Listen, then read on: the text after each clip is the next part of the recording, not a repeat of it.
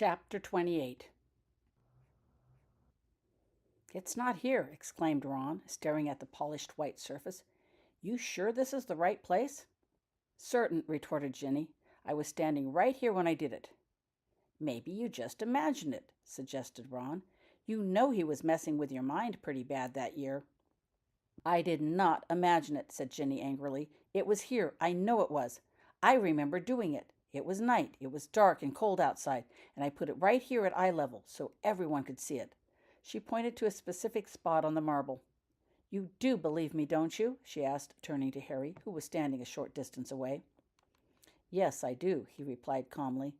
Ginny would not be mistaken about something as serious as this. The four of them were standing outside Gringotts Bank, looking at one of its polished white marble pillars. Ginny remembered placing a plaque there, and they had gone to investigate. "Well, it's not here now," said Hermione firmly, while examining the white stone for herself. "What do you think we should do next?" She turned to Harry for an answer. Harry stepped forward to look for himself. Ginny placed a warning hand on his shoulder, but Harry wasn't worried. He knew if there was anything to find, Hermione and Ron would have found it. "I think we need to make inquiries," he finally said, while looking at, but not touching, the unmarked surface of the gleaming white pillar.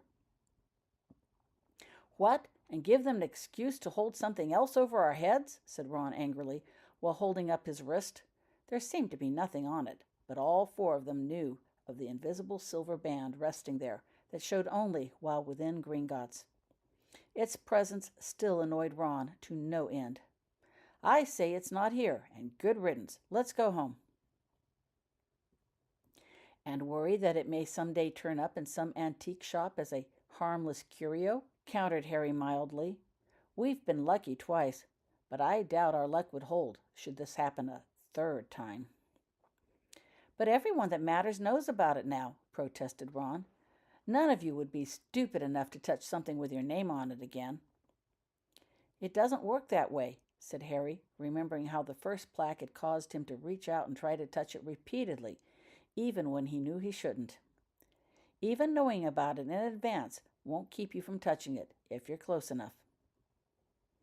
"And it's likely to strengthen with age," commented Hermione. "Who knows what kind of a pull it'll exert later on?" "Harry's right," decided Hermione. "We've got to know what happened to it. This thing won't end with just us," she continued. "What if one of Harry's grandchildren found it?" "No," whispered Ginny in horror. "Well," said Ron grudgingly, "you inquire. I'll wait. You can't trust anything they say anyway." "It's in their interest to help us," replied Harry thoughtfully. "Wizard treatment of goblins under Lord Voldemort wasn't all that great." "Perhaps," admitted Ron, "but will they see it that way? They're likely to tell you one story and then sell the truth to the highest bidder." "Still," persisted Harry, "we have to try." "You try," said Ron. "I think I'll wait. Besides," he added, "you're better with goblins than I am." "I'll wait with you," said Hermione loyally. "You two go on ahead." Harry nodded. "Okay," he said, taking Ginny's arm. "Don't go, though," he added. "We may need you." "Don't worry," replied Ron. "Wouldn't dream of leaving without you." Harry and Ginny then walked up to the entrance. A goblin, dressed in a scarlet and gold uniform, stood proudly at the door. He opened the door and bowed as Harry and Ginny walked in. The two paused briefly before the second set of doors to read the words of warning engraved upon them. Then they continued on their way, walking through the doors, and stood at the entrance of a vast marble hall. "Hello, Mr. Potter, Mrs. Potter," came a courteous voice next to Harry. "May I help you?" "I believe so, yes," said Harry, looking down at Griphook. Harry was at a loss for words, having never done this type of thing before. "Is there a place where we can speak, privately?" Harry finally asked. "This way, please," said Griphook without batting an eye. He turned and walked off to one side of the long counters filled with seated goblins. "He must get these kinds of requests all the time," thought Harry as they followed Griphook.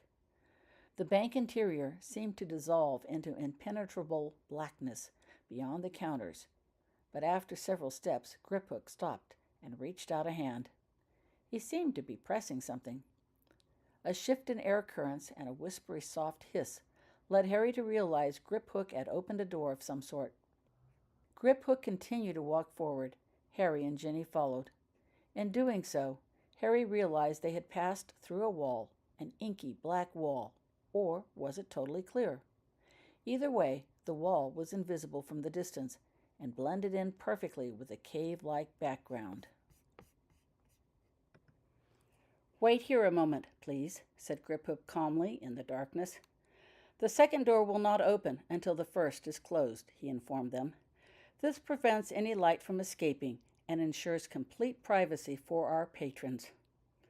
A soft hiss signaled the door had slid shut behind them.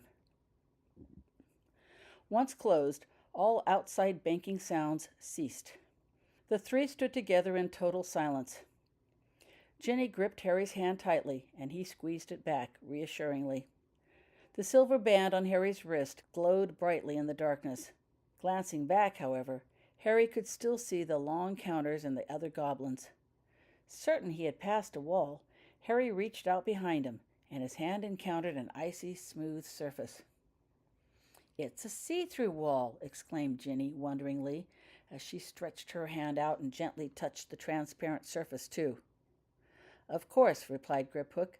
"Some of our patrons do not wish to be seen by other patrons, but they often wish to see who else is in the bank before leaving this room." "They can't see in?" questioned Harry curiously. "No," said Grip Hook proudly, "only out." A second door opened in front of them with a similar hiss. It revealed a small, semi-oval shaped room, which appeared to be roughly hewn out of the rocky wall. 3 torches, spaced evenly around the walls, lit the room. There was a narrow, irregularly shaped table in the center, along with 3 chairs. The table was dark mahogany colored. It was long and thin, shaped somewhat like a spoon with rounded edges. The seat of the furthest chair seemed slightly higher than the other 2. Grip Hook stepped forward, followed closely by Harry and Ginny. As soon as the 3 had stepped over the threshold, the second door closed silently behind them. Harry turned and looked back. Both walls, doors included, seemed to be made of clear glass. Harry could see through both walls to the rest of the bank. Outside, Harry saw the long counter filled with seated goblins, as well as the entrance to the bank. He could clearly see those who entered and left. "Will this do?" asked Grip Hook calmly, allowing time for their inspection of the premise. "Yes, thank you," agreed Harry, instinctively realizing that despite the clear walls, the people outside could neither see nor hear them. "Please take a seat," Grip Hook instructed, pointing to the 2 nearest chairs. Harry and Ginny each took one of the chairs indicated and sat down. Ginny again took Harry's hand while they sat, and he gripped it back reassuringly. No words were necessary between them. Then Grip Hook moved to the other side of the table and sat down in the back chair, where he could watch both of them, plus have a view of the rest of the bank. Its elevated height, Harry noticed, would enable Grip Hook to look at them eye to eye. When they were all seated, Grip Hook fixed his black, glittering eyes upon Harry and Ginny and asked, "How may I help you?" Harry and Ginny looked uncomfortably at each other. How to begin? "We're seeking information," Harry began cautiously, "about something that may have happened here several years ago." "Information does not come free," replied Grip Hook bluntly, his face revealing nothing. "Of course we would be willing to pay for that information," continued Harry, and then, mindful of Ron's mistrust, he added, "if we could be certain it was correct." "Accurate information will cost more," replied Grip Hook pointedly, "and maybe less interesting." "But no doubt well worth the value," responded Harry. Grip Hook stared intently at the 2. Finally he said, "There can be no negotiations for accurate information." "Of course not," replied Harry, "for then its accuracy would come into question." Grip Hook nodded slowly in agreement. "What is it you wish to know?" he asked. Harry took a deep breath. "We're looking for something," he began carefully, "that may have been placed near here over 25 years ago." "Something that may have been located on that pillar you and your friends have been inspecting?" Grip Hook asked shrewdly. "Yes," said Harry, both relieved to not have to go into detail, and disconcerted at how closely they must have been under observation while they were outside. "You worked here then," Harry added. "Perhaps you can remember something." Griphook sat silently regarding the two without expression for several minutes. Finally, he leaned back and placed his long yellow fingers together. "There was one incident," began Griphook slowly, "that occurred 26 years ago, during winter. It was an attempt to breach the security of Gringotts," he added dryly. "An item was left behind, and the wand carrier responsible was never brought to justice." At this point, Griphook's glittering black eyes turned to look directly, accusingly, at Ginny. A long silence followed, and Ginny flushed under his accusing stare. "You knew!" she suddenly exploded. "You knew all along, and yet you never said anything? Why didn't you say something?" "To whom would we speak of this matter?" inquired Griphook sharply, while clasping his fingers together and placing them on the desk. "To the underaged wand carrier herself, who clearly had not the ability to do what she did, nor knew of her own actions? Or to her parents, who were obviously unaware of her activities, and would have required that we revealed certain security features of Gringotts as proof? The attempt was unsuccessful," he added. "Better to watch and wait." There was a moment of silence. Then Harry cleared his throat. "What, he began tentatively, "became of the item?" "You mean the obscenity attached to the pillar?" inquired Griphook bluntly. "We had it removed, of course. Its presence made our non-wand-carrying patrons uneasy, and the green-eyed wand-carriers kept on stopping to touch it. We cannot have something like that outside, interfering with business." "What happened to it?" inquired Ginny in a low voice. Griphook turned his unwavering gaze on Ginny. "It was never claimed," he told her, "so we put it in one of our unused vaults for storage." "Is it there now?" asked Harry, struggling to keep his expression neutral and his voice calm. Perhaps there was an end in sight to Tom Riddle's nightmare. "Yes," said Griphook flatly. He regarded the two of them intently while waiting for their next response. Harry thought quickly. If indeed the plaque had lain safely in a Gringotts vault all this time, it would do no harm to let it remain there. But would it stay there indefinitely? What guarantee had they that the plaque would not be removed at some future date? Better to try and obtain it so they could ensure its destruction. But how did one do that? "Would it be possible," he began cautiously, "to relieve you of this, obscenity?" "Such a thing might be possible," replied Griphook slowly, "but not by you. You have no standing. We can only release items to their rightful owners or someone designated to act in their stead." Harry leaned back, dismayed by this news. There were no known relatives of Tom Riddle or Lord Voldemort, and if there were, Harry would never ask their help in obtaining the plaque. "But I would have standing, wouldn't I?" broke in Ginny suddenly. "After all, if it were me that brought the obscenity, I could claim ownership, couldn't I?" Her voice had a hopeful note in it. Like Harry, she wanted that plaque destroyed. Griphook turned his head and regarded Ginny thoughtfully with his unwavering black eyes. "You could," he began slowly, "but only if you acknowledge guilt in the security breach as well. Do you?" he asked. Then he continued, not giving Ginny a chance to respond. "Think carefully before you answer, for the owner of that obscenity would also face goblin punishment for her crimes. The penalty for trying to breach Gringotts' security is death," Griphook added coldly. "There would be no wizard allowance given to you." And his gaze fell on the silver band on Harry's wrist. It glowed ever brightly in the dim lighting. A long silence followed, while Harry and Ginny absorbed this news. Harry wanted the plaque desperately, but not if it meant Ginny's life. Surely there was some other way. "But this isn't a security breach," corrected Harry thoughtfully. "By your own words, no breach was made, and only an obscenity was left behind. That sounds to me more like a case of simple vandalism." Surely your rules concerning vandalism are less harsh? Griphook stroked his pointed beard thoughtfully. True, he said slowly, this could be considered an act of vandalism. Those guilty of vandalism are expected to make full restitution of damages incurred, in addition to paying a fine equal to 20% of the cost of restitutions. At that point, any item seized as a result of the incident could be returned to the vandal. There was a long silence as Harry and Ginny considered this information. Finally, Ginny spoke. I was young at the time, she said slowly. Young people often do crazy things they regret later. There was never an intention to break into your establishment. I truly regret having defaced one of the pillars of Gringotts and wish to make amends. Griphook stared at Ginny intently for a full minute, as if judging the depth of her sincerity. Finally, he slid off his chair and stood up.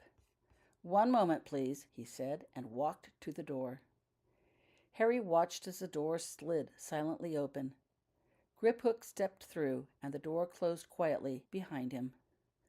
Then the other door opened, and Griphook stepped into the main part of the bank. Soon his small figure vanished amidst the inky depths of another part of the bank. Neither Ginny nor Harry spoke in Griphook's absence. Harry squeezed Ginny's hand reassuringly as they waited. Presently, Griphook returned. He carried a small scroll rolled up in his hand, which he wordlessly presented to Ginny. What's this? She asked as she unrolled the scroll. Your bill, Griphook replied calmly. Cost of restitution, plus 20%. Ginny held the scroll in such a way that Harry could not read it, but her face paled as she looked at the numbers. And this? Asked Ginny, pointing to another figure on the page. The fee for 26 years of storage and vault usage, he explained. There is no charge for the information, Griphook added. We are happy to be rid of the wand carrier's obscenity. Ginny rolled the scroll up carefully. Thank you, she said calmly, clutching the roll tightly in her hand. Harry longed to know the bill, but knew this was not the time. It did not matter. He would gladly give everything he owned to ensure the plaque was destroyed. The very thought of its existence had given him nightmares ever since Ginny first mentioned it. I would like to take care of this bill now, if you please, added Ginny, standing up. Certainly, replied Griphook, giving a short bow. But as the obscenity is rather bulky, he added smoothly, perhaps you would like to come back alone at a later date to make arrangements for its safe removal. Griphook looked pointedly at Harry with his piercing black eyes as he spoke. Harry felt his face warm at the veiled suggestion he keep away from the obscenity. Plainly, Griphook knew it was more than a simple case of vandalism. But now that Harry knew the plaque was in the bank, he did not want to leave without it in their possession. Unfortunately, Griphook was right. Harry couldn't afford to be involved in the plaque's transportation. Harry looked out at the transparent wall, seeking a solution. He smiled grimly and then spoke. Perhaps the assistance of my friends would be sufficient to ensure the object's safe transportation. Griphook's gaze followed Harry's out the window. Ron and Hermione had come inside the bank and were actively looking about. The silver bands they wore on their wrists made them easy to recognize, even in the dim light. Yes, said Griphook thoughtfully, while giving his beard several strokes. I think they might be trusted to keep it safe. From you, he added, suddenly turning his head to look directly into Harry's eyes, as it is your green eyes, I think, for which it waits. Both Harry and Ginny froze at his words. Harry met Griphook's gaze squarely. He neither confirmed nor denied the suggestion. There was no point. Then Ginny spoke. I should like to make my payment now, if you please, she said calmly, and make arrangements for its transportation. I'll ask Hermione to accompany me, she told Harry. As you wish, said Griphook, bowing again, and then moving to the door. Follow me. The door opened, and the two of them left, leaving Harry alone in the room. Harry stared glumly out the wall, watching Ginny and Griphook walk away. He longed to go with them, but knew he shouldn't. Hermione and Ron spotted Ginny immediately. The two went over to meet her. They stood together for a while with Griphook standing politely to one side. Then another goblin joined the group. Ginny and Hermione followed Griphook to the back of the caves. The second goblin headed in a direction straight towards Harry. Ron followed. In a few minutes, the doors slid open. First one, and then, after it closed, the other. Hi, said Ron to Harry, stepping in behind the goblin. Harry acknowledged the greeting with a nod of his head.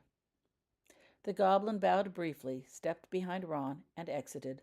The doors closed quietly, one after another, behind him. Ron looked uncomfortably around, noting the details of the room, in particular the clear wall and the goblin now vanishing from sight. He began tentatively while taking a step forward. Been asked to keep you company, he concluded, standing guiltily in front of Harry. You mean keep an eye on me, don't you? Replied Harry bluntly. Yeah, well, that too, admitted Ron shamefacedly, knowing Harry was proud and would never want anyone to watch him. But it's for your own good, Ron continued in a rush. Yeah, thanks, retorted Harry bitterly, the frustration within coming out. You said it before, like I'd be dumb enough to go out there now. Look it, said Ron earnestly, drawing up the nearby chair and sitting down to face Harry. Hermione thinks it was a divided spell. A what? Asked Harry, not really caring. She thinks the power of the original spell was divided by the number of plaques, and as each plaque is destroyed, the remaining plaques become even stronger. With the other plaques gone, we don't know how strong this last one will be. Oh, replied Harry dumbly, not knowing what else to say. And not only that, continued Ron, taking advantage of Harry's silence, it's you. Me? Yeah, continued Ron in a rush. If you did somehow manage to touch that thing, we don't know what would happen should you end up in that room. Of course we do, retorted Harry, not wanting to think about that room. I mean, explained Ron, it's one thing if Albus or Vernon end up in that chair, but what would happen if it were actually you? Watching yourself die like that, would there be anyone alive for Holly to rescue? Harry lowered his face in his hands. I've wondered that myself, he confessed softly, the frustration replaced by worry and concern. He looked up at Ron. I probably haven't said this in a while, Harry added, but thanks. Well, said Ron gruffly while looking away, that's what friends are for, he muttered. He hated emotional stuff as much as Harry. That didn't take long, commented Ron suddenly. Harry looked and saw Ginny and Hermione walking into view. Blimey, exclaimed Ron. What did they do? Remove the whole pillar? Griphook had appeared behind Hermione, and beside him were several goblins wheeling a very long crate. It would seem so, agreed Harry, judging the length of the crate was about as long as a full-length marble pillar. Griphook did say it was rather bulky. And then some, said Ron. I think I'd better check on this. You stay here, okay? Ron instructed while standing. Yeah, said Harry with resignation. I'll be waiting. And Ron left the room. The double doors slid open silently when Ron stood in front of them. Harry watched gloomily as Ron went to join Ginny and Hermione. It took nearly every ounce of control to not join them. Harry didn't know if that was due to his own stubborn nature and intense desire to be involved, to ensure that plaque was destroyed, or if the plaque was somehow calling to him from within the crate. After a while, the group separated. Ginny remained with the goblins in the crate. Hermione headed out the front entrance, and Ron again walked towards Harry. Another goblin accompanied him. Harry wondered idly if it were possible to enter the room without a goblin present. Apparently, there's some back exit we can use, began Ron when the goblin had left, so we won't have to go through Diagon Alley carting that thing. Harry nodded. That made sense. Don't know if we can apparate with it, though, continued Ron thoughtfully. If we can't, it should be fun to watch Stan stuff it in the trunk of his taxi. Harry nodded again, with a ghost of a smile on his lips. That would be rather interesting to watch. Ron looked back toward Ginny. Harry looked, too. He noted that Hermione had returned. The two were standing beside the long crate. Ron continued while looking back at Harry. Give us, say, an hour to get it moved and stored, and then meet us back at your place, okay? Right, said Harry sourly, as if he wanted to stay here an hour. And, Ron looked distinctly uncomfortable as he spoke. Knock first. Knock! Exploded Harry, rising from his chair. It's my own house. I shouldn't have to knock." "Hey," said Ron disarmingly, "we're just trying to be safe.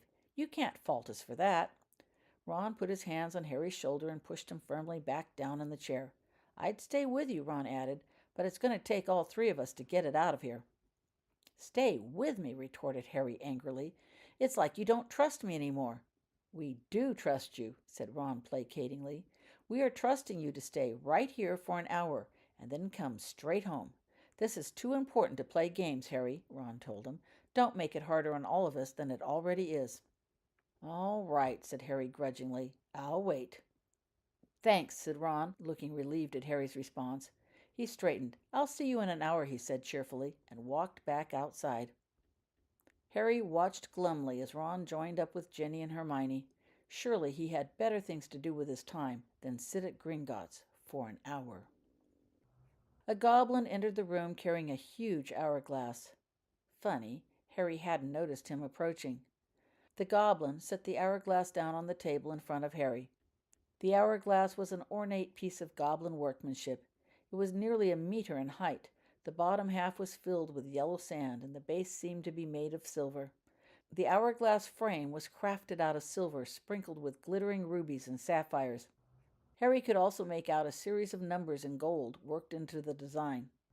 "For your convenience, sir," said the goblin blandly. "How long will you be waiting?" How long?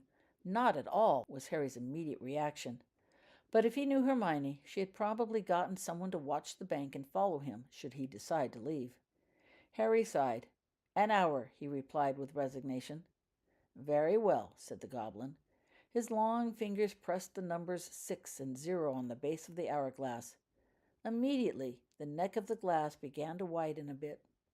When the neck stopped moving, the goblin lifted the hourglass and turned it over. The fine yellow sand began to move through the opening at a measured rate. It glittered and sparkled as it fell. No, thought Harry suddenly. Knowing goblins, it probably wasn't sand, but dust. Gold dust. The goblin stood impassively at the other end of the table. He gave no indication of sitting or leaving. "Are you here to make sure I stay?" asked Harry curiously, while studying the goblin. "Of course not," replied the goblin imperiously, looking down upon Harry with his glittering black eyes. "You may leave whenever you wish. It is of no concern of mine." "Then why are you here?" "I am here to make sure you don't leave with the hourglass," he responded icily. "You wand carriers have a tendency to take things that are not yours." The goblin glared, as if challenging Harry to argue otherwise. "Oh," Harry replied, not knowing what else to say. He had no desire to debate wizard honesty with a goblin. Harry looked around and sighed as he slumped back into his chair. He watched the glittering gold drop through the hourglass, making a soft, rounded mound on the other side. It was going to be a long hour. Exactly 1 hour and 10 minutes later, Harry apparated to the front steps outside number 12 Grimold Place. He took a deep breath, reached out, and grabbed the twisted silver snake door knocker. Harry gave the door a single rap, and it swung open. Ron stood in the doorway. He had been obviously waiting for Harry. "Your wand," said Ron bluntly while holding out his hand. "What?" said Harry, surprised. "I mean it," said Ron grimly. "Give me your wand now, or you won't get inside." And he moved his tall body so it blocked Harry's way into the house. "Why?" asked Harry, while slowly drawing out his wand. Harry looked from his wand to Ron uncertainly. Ron's manner had changed totally. He was dead serious and not at all apologetic. "Albus made a beeline straight for the crate after we arrived," said Ron, without preamble. "What?" exclaimed Harry, as the color drained rapidly from his face. "No!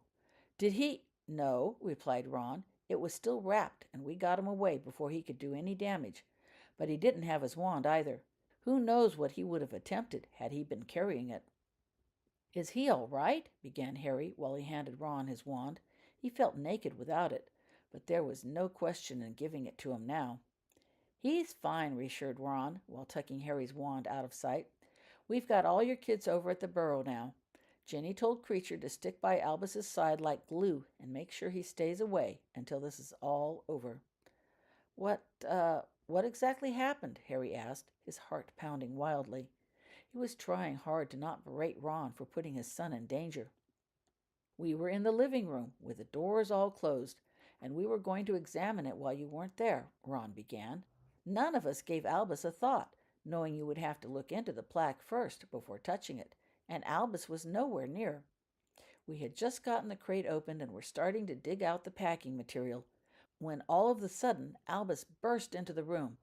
I couldn't think what he was up to. Your kids never barge in that way, especially with the door closed.